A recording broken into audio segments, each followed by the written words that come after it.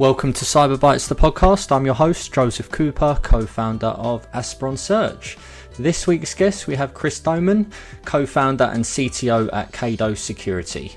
Chris was highly recommended to have on the pod, having had a colourful start as a teenage hacker. He's now on his second cybersecurity startup, having previously had a successful exit with Threatcrowd, which was acquired by Alienvault, and now most recently has founded Cado Security with co-founder James Campbell, which is the first cloud forensics and incident response platform. How are you, man? Good. Great to be here. Thank you. Mate, I've been looking forward to this one. I was doing a bit of research on you before. Saw you are on the circuit in terms of doing lots of pods and keynotes and DFIR summit.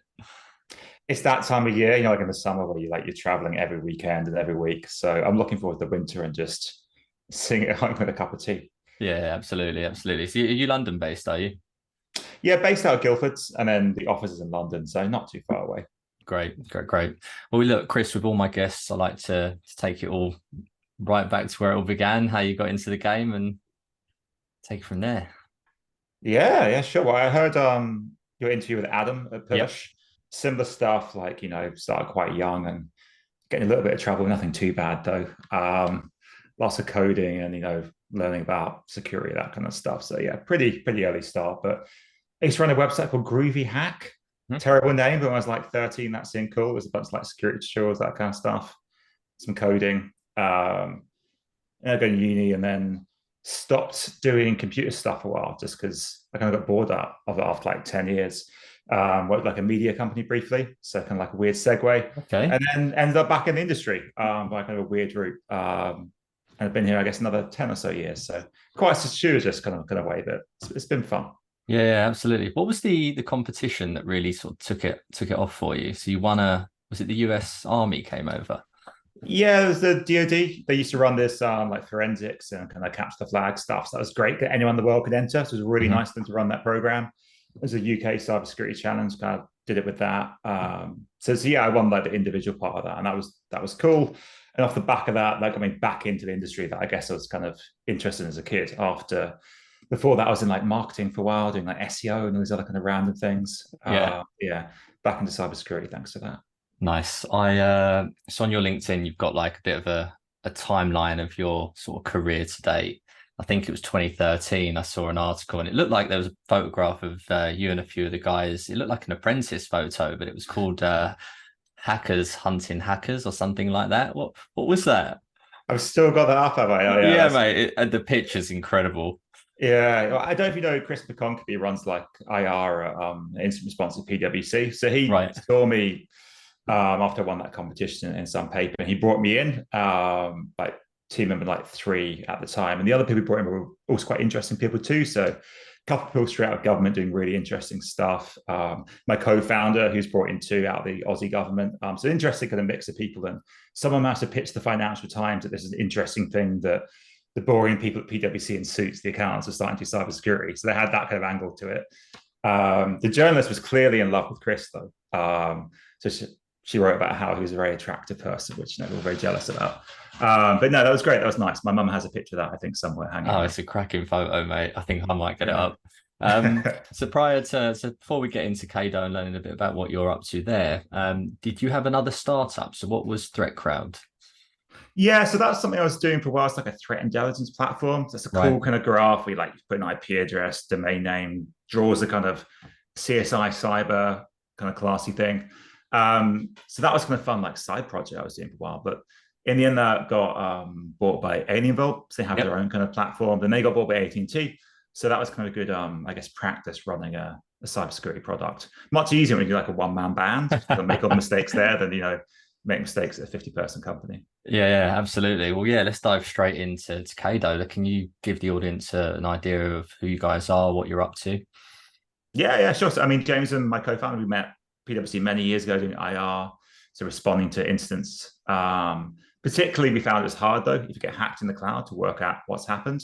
So that was a really interesting kind of painful problem we were seeing as people whose job was to help other people respond. Turns out, talking to enterprises, so people at other kind of big companies, they're facing that same problem of you're hacked to the cloud, what next? No one really had very good answers. So we built this software platform to do it. Turns out The reason no one had done it yet was it was really hard. So all these insane problems of like, so the amount of data you have to deal with and like all the different kind of file formats and stuff is crazy. So it's quite a painful, like solid year getting past the technical challenges. Eventually ends up with something pretty good. And that's what we do now. Right? Our software platform helps people do forensics to work what happened in the cloud and also can respond to those attacks too. So it's very much a post-breach platform. Yeah, it's something we talk about a lot internally, actually, the last couple of weeks, that when we talk about the mission of what the company is, it's also kind of what you don't do is what you do. And we don't do detection. We don't do the proactive stuff where we tell people like there's vulnerability, because frankly, that's a sole problem now. There's some fantastic companies out there. But actually, when you have the worst professional day of your life, when you've just been hacked and everything's on fire, maybe even talking to the police, those other kind of things, if there's a really bad one, there's not much there to help you, actually. There's some old stuff that's like 20 years old that doesn't really work anymore in the cloud. Yeah. So obviously cloud forensics, because when I was at a previous business, I did a lot of digital forensics where it's like host memory based type stuff. Like, how is it different? And can you explain it a little bit more? Yeah, I mean, it's interesting with some of it's similar. So in the cloud, you can still get like a disk image. It's actually easier to get a disk image because you can just snapshot it, like no impact. You can still pull memory. You can still do network forensics. So that's all somewhat similar. Just you want to keep that data in the cloud. Otherwise, it's really slow to like download to your laptop, etc. Some of the things that are different, though, is that you've got all the cloud provider specific kind of logging. It's like Amazon Web Services. They might not give you a bunch of logs. They might, depending on what you've enabled or what they're going to feel like doing. And that's been in the news a lot recently too. So we saw like the big Microsoft Exchange hacks, State Department got hacked. It turns out that unless you paid Microsoft this extra logging, there's no way you're going to find out that happens. So there's a big controversy about that. But I guess that's kind of different in the cloud. You have to have the logs sometimes, otherwise you just won't know. Yeah. What's root cause engineering approach? I saw that on your website. What is that? Yeah. Well, it's a mouthful, so I apologize. I probably wrote that. So sorry about that. I did get it right. Root cause engineering approach. That was it. Yeah. Yeah, that's definitely it. Yeah, and that would have been me that wrote that. It's a mouthful. I mean, obviously, when you've been doing software engineering, a lot of it is around finding the root cause of problems. So if there's a bug and something isn't working properly, you can fix the problem. It might be like one line of code, but the real reason is normally something more interesting and bigger, the cause of other bugs. So it might be that you haven't written enough tests. It might be that someone on your team just hasn't got the right experience level and you give them training. It might be some massive cultural issue. I mean, if you look at like why planes crash, they look at the root cause, right? And sometimes it's what looks like the problem is like something bigger. Similar in the cloud, you just kind of find what the true root cause is. So you're going to work out how someone got into your cloud environment, so you can get rid of them. They might still be there. Find out what took, that kind of stuff. And you can also find other things too, like maybe you haven't got enough logging.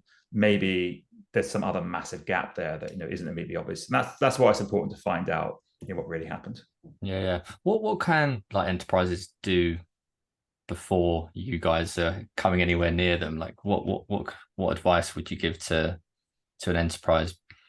I mean, it's a lot better than it used to be, for one thing, which is nice. In the cloud, like just the built-in logging, the built-in kind of advice you get from the cloud providers themselves is a lot better now. So if you go and do something silly like enable public access to an S3 bucket, so enable public access to download, potentially credit card data, all that kind of stuff, which like thousands of companies have done. Now they'll actually warn you and say, sure, you want to do that, whereas a few years ago they wouldn't. So just they themselves are raising the bar, which is great.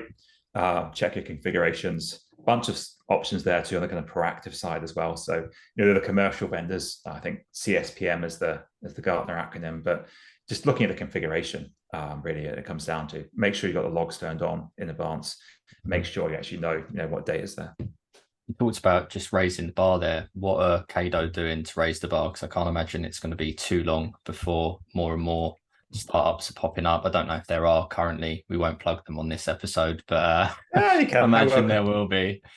No, it's a really interesting time, actually. So, I mean, we started the company up 3.5 years ago. Back then, it was just us.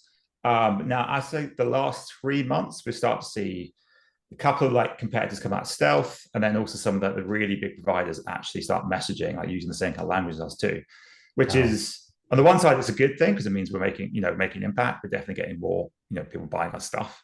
But also, it's a bit scary too, right? Big competitors coming. So it's an interesting time. In terms of what we're doing, I mean, we're just trying to get the word out. So, I mean, we've written, got hundreds of blogs, the last kind of year or two about this stuff to raise awareness. Just because everyone talks about what to do before the breach, no one talks about what to do during and after. And then we trying to help like education unrelated to our product around planning for incidents, creating incident response plans, all that kind of stuff. That's kind of the positive stuff we're trying to do as well. Yeah, absolutely. Out of all of the blogs and research and everything that you have done, is there any that like stand out as being notable or that you'd be happy to talk just briefly through now? Yeah, sure. I mean, I did a talk at the SANS DFIR Summit in the US about a month ago. That's on YouTube now. That went down very well. So I guess people liked it. And that was all about how in the cloud, it doesn't just have to be a log. So you can actually look at, with your experience, you get this, like you can look at the disk, you can look at the memory, and how in the cloud you can still do kind of classic forensics as well. Nice. What would your client be? Mid enterprise? Is it large enterprise? Is it literally everybody? Like who's your sort of ICP? Yeah, I mean, we've got a mix, but mostly the people that care about forensics are people that are regulated. So it's definitely the larger enterprise, finance, tons of insurance, lots of that kind of stuff. People where they have a regulatory requirement to actually do an investigation and find the root cause. So I think also the other side that some people don't actually really want to know the root cause sometimes. That can cause problems. But, if the SEC says you have to, or the government says you have to, then that definitely helps us on the kind of business side. Yeah. You mentioned your relationship with James from PwC. How on earth have you got the 29th Australian Prime Minister on the board? How did that come about? Yeah, Malcolm's friendly a couple of times. A couple of times I got to meet him. James knows him better. So James's old job, he used to run incident response for a large part of the Australian Signals Directorate, so kind of the GCHQ equivalent of Australia. And a large part of that would involve briefing prime ministers. So he's met quite a few of them. But this one came by mutual contact. So as happens with a lot of like big politicians, they're friendly with a bunch of investors and mutual investors. So he's both an investor in their company and also an advisor as well. He's been good to talk to about things like, how do we talk to government, regulated kind of industries. He used to run like Goldman Sachs in Australia, a bunch of like commercial stuff too. Just good for all that.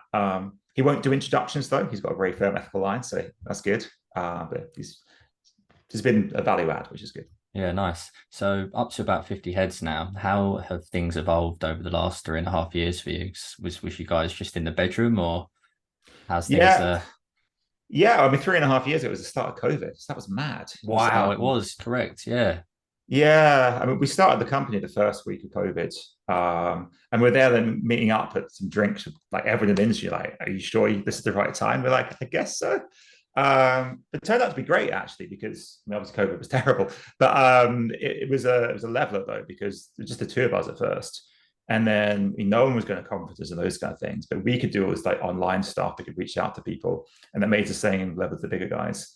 And then we raised our first investment round like 6 months in, second one, I think 9 months in. It's a very short kind of space of time there. So it's just been a very fast kind of growth journey since then. Yeah. Who did you fundraise with? What funds did you go with? Yeah, so our seed round, that was a 10, 11. Yep. They do a bunch of cyber companies, right? And then a couple of the kind of like angels and old bosses. Then we have Blossom, so they're like UK based but very Europe focused. Then recently Eurasio, so they're based out of Paris, so also kind of like European angle. Nice. What was it like raising money for the first time? Because obviously the first startup is just sort of a side project and hustle. Yeah, it's a very different way of doing it properly. Actually building a proper business. Honestly, it's scary. I mean, you're on the phone with people and you've never done this kind of thing before. And then everything seems so important each time. But at the same time, though, like the investors are so friendly. They've given us such great advice. They want us to succeed. And that really helps. It gets so much easier as well each time, frankly. Like, before, like the idea of pitching a VC was terrifying. Now it's just part of the job. So, you learn a lot. Yeah, absolutely. As you've obviously got to 50 heads, I won't quiz you on the values that you've got on the website, but how are you driving the culture, particularly with like remote? And I saw you moving out to the US as well with some hiring going on out there.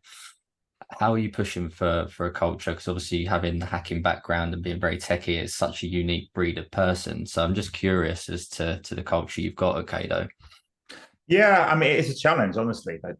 as everyone's found, like going between like remote, hybrid, in person, we're generally hiring a bit more in person recently. We still have remote hires, and we love them and they're great and they're engaged, but it is just some things is easier in person in terms of building that culture. But we're also pretty flexible to people's lives, so we've got. I won't go like our policy, but we're basically pretty flexible. Then US UK team also challenged you because like engineering's all UK, go to markets all US, so you have both the cultural kind of change there. Two different types of teams and also the culture. And again, actually spending the time with both teams is really important, in person. But all the little things. I mean, we talk a lot about our values, so we remind the team of the values and those kind of things, which is great. But conversations recently with the team, it's a lot more. It's about setting an example of them. Really, it's all those little conversations, the ones that don't seem important, where you actually set examples of the values, are more important than going and describing what they are. Yeah, absolutely. What's the future for Cado, Chris? Apart from you hibernating this winter, what's happening? Well, like I said, it's a really interesting time for us because we're suddenly seeing a bunch of competitors, a bunch of the big guys coming here.